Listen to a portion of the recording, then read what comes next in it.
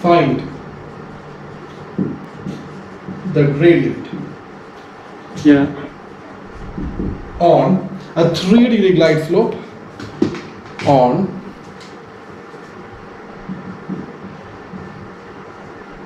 a 3-degree glide slope over 10 nautical miles. 3-degree glide slope over 10 nautical miles. We know what is the gradient over a 3-degree glide slope for any given range, right? But how much is it? 5%. 5%. So how will you find it out? So basically, I'll first see the height, the right. vertical. First, we find out height on the glide slope. Yeah. Right. So let's draw this small diagram here. Extended center line. You have a 3-degree glide slope over 10 nautical miles. Yes. What is the height? Yes. That is 3 into 3-degree glide slope. 3,000 feet. That's right. For every nautical mile, it is 300 feet. Therefore, 10 nautical miles, it is going to be 3,000 feet. Right? What is gradient? Using approximation. Approximation, yes. Gradient is basically the ratio of vertical distance by horizontal distance into expressed as percentage. And into 100, that's correct. So what is the vertical distance? So vertical is 3,000 feet. Horizontal is 3,000 feet, Yeah. and it is 10 nautical miles. So 10 nautical miles is basically 60,000 feet. That's right. So you can see here, it is 10 nautical miles straight. Yeah. Right. So since we have used the approximation here, you can use the approximation here also just to tally it out. So this is into 100. Yeah. Into 100. Yeah. How much is that? 3,000 feet. So it is 3,000 feet divided by 60,000 feet. So 10 nautical mile, convert that to feet. Into 6,000 feet. So we're taking 1 nautical mile is equal to 6,000 feet here. Right, into 100. So how much is that? 5%. Now we've seen before, it doesn't really matter what the range is. On a 3-degree glide slope, it's always going to be 5%. And we have also seen the significance of gradient, what it practically means. That how much of percentage of the horizontal distance do you lose on a particular glide slope is what gradient says. If I am on a 3-degree glide slope, I'll be losing a vertical distance of 5% of the horizontal distance covered. Range. That's the meaning of that, of the range, correct. Yeah. Yes. So that V is basically 5% of H.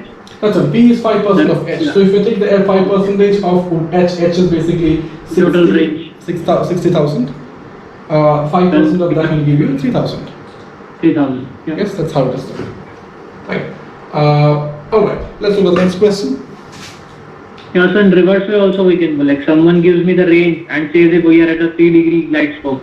So I can easily say that, okay, this might be the height or approx. That's right, yes. No, that's quite easier because if you have the range at 10 nautical miles on a 2.5-degree glide slope, it's always 2.5 into 100 to 10. So 250 to 10 is 3,500 feet. That's that easier. Even without gradient, you can find out straight. So you can write on a line.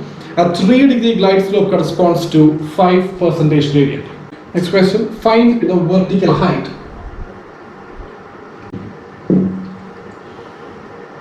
on a glide slope of 5.2% gradient. So find the vertical height on a glide slope of 5.2% gradient over a range of 7 nautical miles.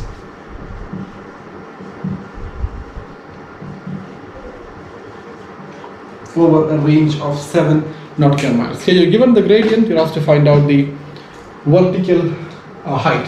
See, the whole idea about it, you can call it vertical distance or you can simply call it as height.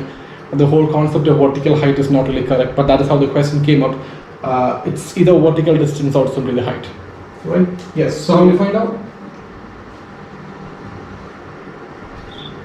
So both the things I can do I know percentage of gradient is equals to my total height. Yeah, what are the things which you thought you can do earlier?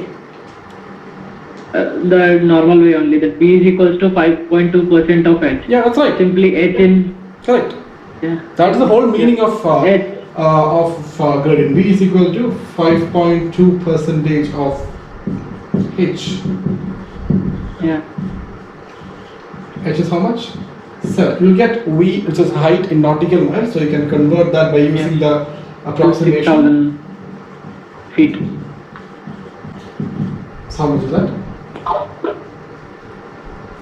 5.2 divided by 100 into 7 into 6,000. It's 2184 feet. Let's find here. This is the basic equation is vertical by horizontal By H into 100. into 100. The same thing. You want to find the same thing. The modified equation. You can see V is equal to 5.2 percentage into H divided by in 100. That's exactly what you've done. We've just rearranged it straight here. Ah, yeah. That's the same thing, right? So it's V is percentage of H. Yeah. Right? That's right. So you will get 2184 feet. 184. Right? Yes, this is with approximation. What about if it is without approximation?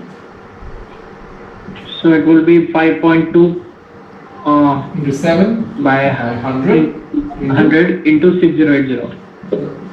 Here we take 1 nautical mile is equal to 6080 feet. Yes. It's 2213. 2213 feet. Yes. Okay, so depending upon whether or not this is given in the question, the approximation information, you can actually modify it. But what you do is exactly right. If you can think in this way, that is more conceptually correct than just the equation. This is what it actually means. Gradient. Clear? Yes. The third application of 160 is to find the rate of descent. ROB. ROD. Yes, that's right. So what is the meaning of rate of descent?